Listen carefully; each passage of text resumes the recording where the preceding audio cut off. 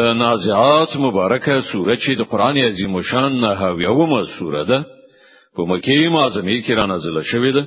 شپږ څلوېښت مبارک آیاتونه لري. تلاوت او پښتو ترجمه یې لومړی آیت څخه اوري. بسم الله الرحمن الرحیم.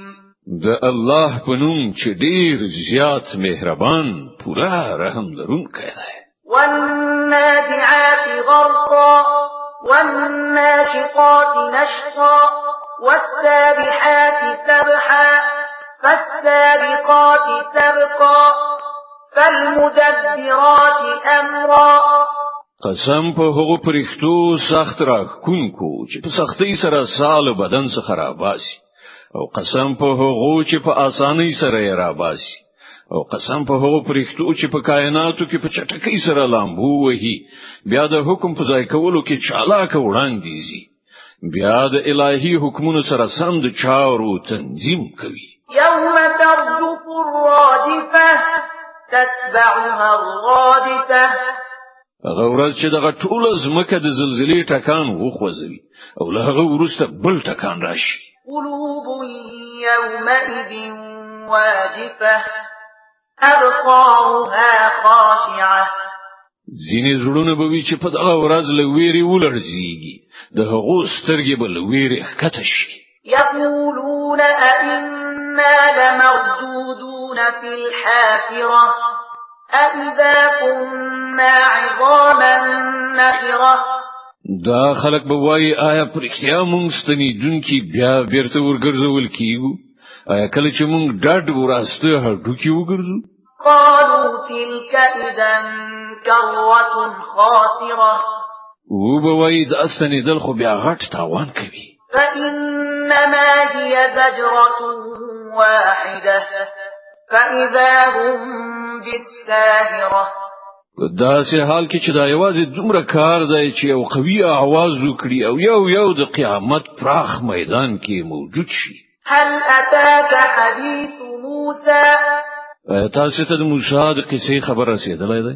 إذ ناداه ربه بالوادي المقدس طوى اذهب إلى فرعون إنه طغى فقل هل لك إلى أن تزكى وأهديك إلى ربك فتخشى. کله چې د هغه پروردگار د توآ په سپېڅلې غونډۍ کې هغه ته غږ وکړ چې فرعون ته لاړ شه، هغه سرکشي کړې ده او هغه ته وایي آیا ته دې ته چمتو یې چې سپېڅلتیا غوره کړې، او زه ستاسو پروردگار لوري ته تاسو لارښوونه وکړم چې له هغه څخه په تا کې ویره پیدا شي. فأراه الآية الكبرى فكذب وعصى. بیا موسی فرعون ته ورغی، هغه ته سترې نښانې وښودلې، خو هغه دروغ جن کړه وینه مانه. ثم أدبر يسعى فحشر فنادى فقال أنا ربكم الأعلى.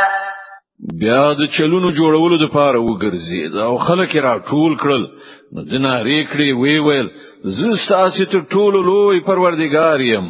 فأخذه الله نكال الآخرة والأولى.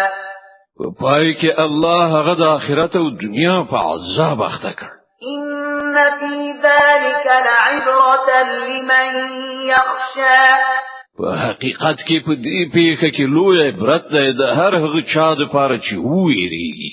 أأنتم أشد خلقا أم السماء بناها. استاسو خلقو پیدا کول زیات ګران کار دی که د اسمان الله هغه جوړ کړی دی. رفع سمكها فسواها وأغطش ليلها وأخرج ضحاها. د هغه چته خه هسک درولای بیا د هغه انډول برابر کړای دی او د هغه شپه تیار او د هغه ورځ روښانه کړی دی. والأرض بعد ذلك دحاها أخرج منها ماءها ومرعاها. له هغه وروسته زمکه غوړولې ده، له هغه څخه د هغه اوبه او شنیلی راوېستلې. والجبال أرساها متاعا لكم ولأنعامكم. او غرونه مو پکې خاک درولې دي د ژوندانه د وسایلو برابرولو په غرض تاسو لپاره او تاسو د څارویو لپاره. فإذا جاءت الطامة الكبرى يوم يتذكر الإنسان ما سعى وبرزت الجحيم لمن يرى. بیا کله چې هغه لویه هنګامه جوړ شي هغه ورځ چې انسان به خپل ټول کړي او هلې ځلې یاد کړي او د هر لیدونکو په مخ به دوزخ پرانسته وګرځو. فأما من طغى وآثر الحياة الدنيا فإن الجحيم هي المأوى. نو چا چې سرکشي کړي و او د دنیا ژوند ته ترجیح ور کړی و همدا دوزخ د هغه استوګن ځای دی. وأما من خاف مقام ربه ونهى النفس عن الهوى فإن الجنة هي المأوى. او چا چې د خپل پروردگار په مخ کې له درېدون ویره کړی و او نفس له ناوړو غوښتنو څخه ساتلی و جنت د هغه هستوګن ځای دی. يسألونك عن الساعة أيان مرساها. دا خلق لتانه د قیامت په حق له پوښتنه کوي چې خنو د هغه ساعت تحقق به څه وخت کیږي.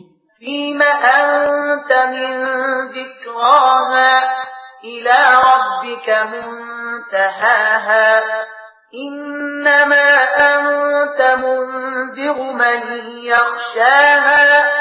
ستا څه کار دی د هغه په خودلو کې د هغه علم یوازې الله لره دی ته یوازې خبرون کې د هر هغه چا چې له هغه څخه ویریږي.